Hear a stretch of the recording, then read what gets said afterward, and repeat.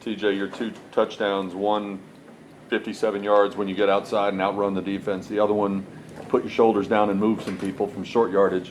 Is one more gratifying than the other to you, considering your medical history? I mean, in a way, I really cherish that 57-yard touchdown. Really, because it was my first touchdown in 2 years. As I'm running in the end zone, it's pretty overwhelming when it's actually like happening in real life. Because I went into UNT hoping to get a touchdown and have my first there. Obviously, didn't happen. So my plan was to go into this game, hopefully have a touchdown, and ended up with 2. So it's even better.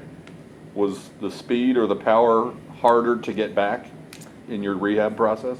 I would say the speed overall was definitely harder, just because the way that my ankle turned has just created this force that I can't really create anymore. So when it came to really working on that, I had to find other ways to recreate that force. So whenever we figured that out, I was able to finally turn over and get fast again. Velton, you had an injury before the game last time. It seemed like it was kind of unexpected. I guess how gratifying was to get back on the field today? And what did happen in pregame last game? I was just happy to be back out there, but now the first game, my contact had ripped in my eye, so I couldn't see. So they kept me back. But I was just happy to be back out there with these guys. The vision was good today, though, it looked like? Yeah. The vision was, I'm good now. So how gratifying was it for you to get your first run with your guys? I was just overwhelming. It was my first game back in a long time. I said that last year, so. And then the first game I didn't get to play, so I was just happy to be out there having fun with you guys. We've talked a lot about your backfield depth, and tonight Trey couldn't go. Kamar had a little tweak thing, too. I mean, was this game kind of a testament to the depth that you guys have, the way both of you ran? I think it is, honestly. I mean, we've showed to have a strong running back room, and whenever a guy goes down, we don't blink an eye. We just go out there and play. And fortunately, we got I think like 196 yards together or something like that. So collectively, we've showed that if guys go down, we can step up and we can take on the job.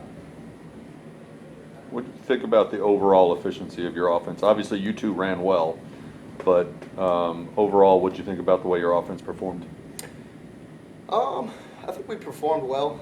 I think everyone on our offense would say we performed well.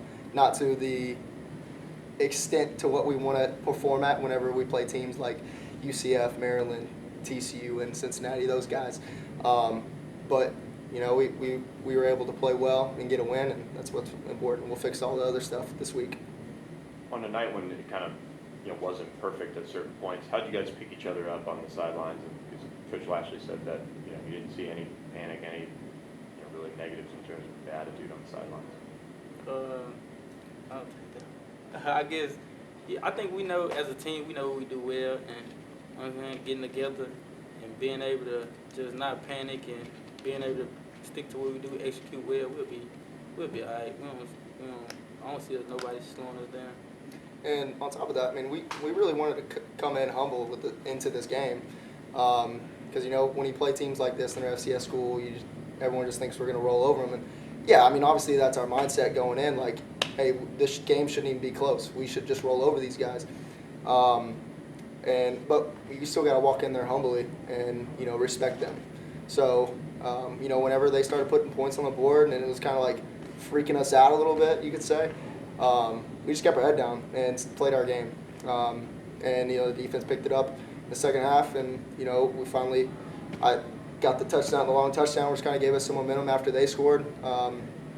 So it's really just about momentum at that point. And once we got the guys up and going, it was like it really never even happened at that point.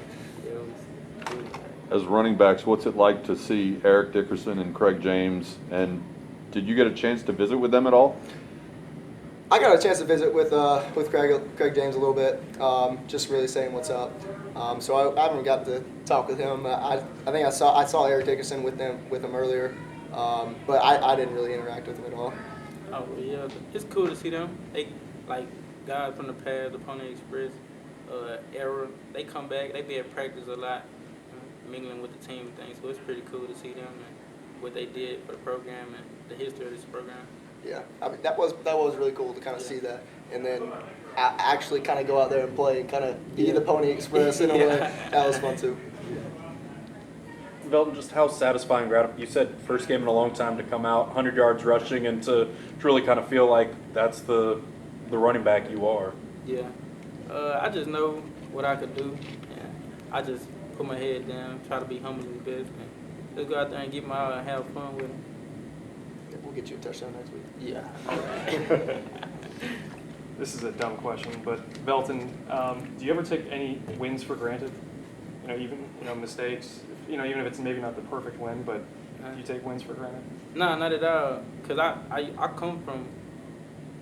Wait, let me how to say that. Well, high school I always been able to win, Mm-hmm. and going into college I wasn't on the most winningest team. Mm-hmm. So coming here and how they win, and no matter how the win comes, I'm grateful for it. Mm-hmm. I love just to be back at the winning program. Good. This one. You talked about your mindset coming into this game was to be humble and to walk in humbly. So what's going to be the mindset walking into Maryland? I mean, I think we need to definitely go in with somewhat of the same mindset and be humble and respect what Maryland is about. Because, I mean, they're a Big Ten team. They're a Power 5 team. So with us walking into their house, they're going to have an edge.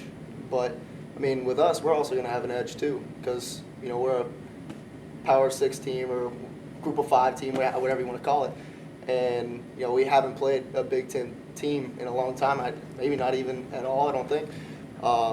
So we're going to try and go in there and definitely show what we can do. Because, I mean, we've tried to prove that we can be a Power 5 team with playing some of the teams that we have. And Maryland is just an opportunity for us.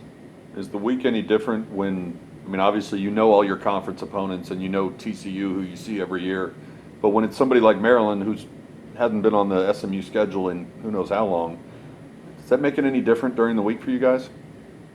Nah. Well, I don't think so. I think we go out there and we practice hard, do our good habit, execute well, we'll be okay. I don't really focus on too much of the other teams. Long as I feel like long as we do what we do best, we'll be okay. Yeah, I mean, we just got to go on and practice, not really caring about what the team is, just worrying about executing. Because, I mean, we've showed that if we can execute, we're going to win. So as long as we're executing in practice, we're going to execute in the game too.